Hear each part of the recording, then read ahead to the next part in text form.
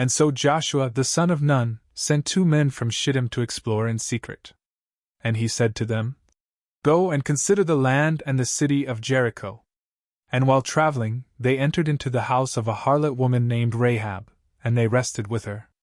And it was reported to the king of Jericho, and it was said, "Behold, men have entered to this place in the night, from the sons of Israel, so that they might explore the land."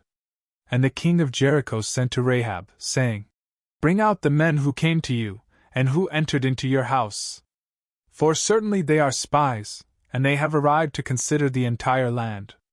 And the woman, taking the men, hid them.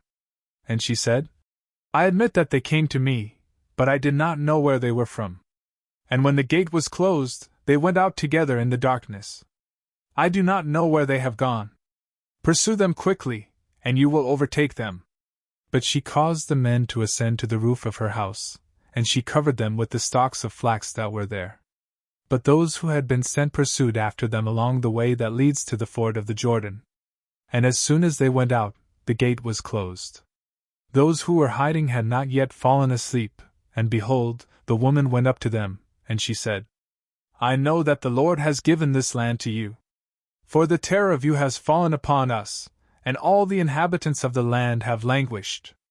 We have heard that the Lord dried up the water of the Red Sea upon your arrival, when you were departing from Egypt, and we heard of the things that you did to the 2 kings of the Amorites, who were beyond the Jordan, Sihon and Og, whom you put to death. And upon hearing these things, we were very afraid, and our heart languished. Neither did there remain in us any spirit at your arrival. For the Lord your God is the very God in heaven above and on earth below.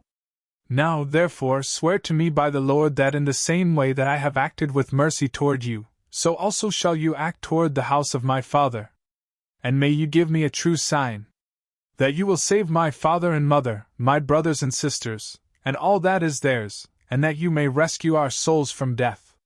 They responded to her, "May our lives be yours unto death, if only you do not betray us. And when the Lord will have delivered the land to us, we will act toward you with mercy and truth."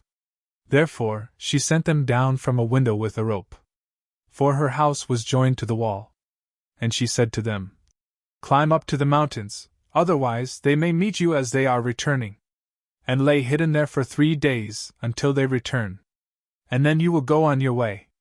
And they said to her, "We shall be innocent of this oath, to which you have sworn us. If, when we enter into the land, this scarlet cord has been placed as a sign, and you have tied it at the window by which you let us down. And so, gather your father, and mother, and brothers, and all your family into your house. Whoever will have exited from the door of your house, his blood will be on his own head, and we will be uninvolved.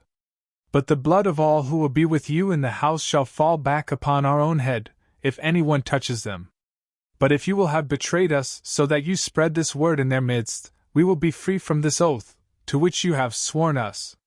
And she responded, "Just as you have spoken, so let it be done." And sending them to travel on, she hung the scarlet cord at the window. And truly, walking on, they arrived at the mountains, and they stayed there for 3 days, until those who had been pursuing them returned. For having sought them along the entire way, they did not find them. And when they returned and entered the city, the explorers descended from the mountain. And crossing the Jordan, they went to Joshua, the son of Nun, and they reported to him all that had happened to them. And they said, "The Lord has delivered this entire land into our hands, and all its inhabitants have been struck down by fear."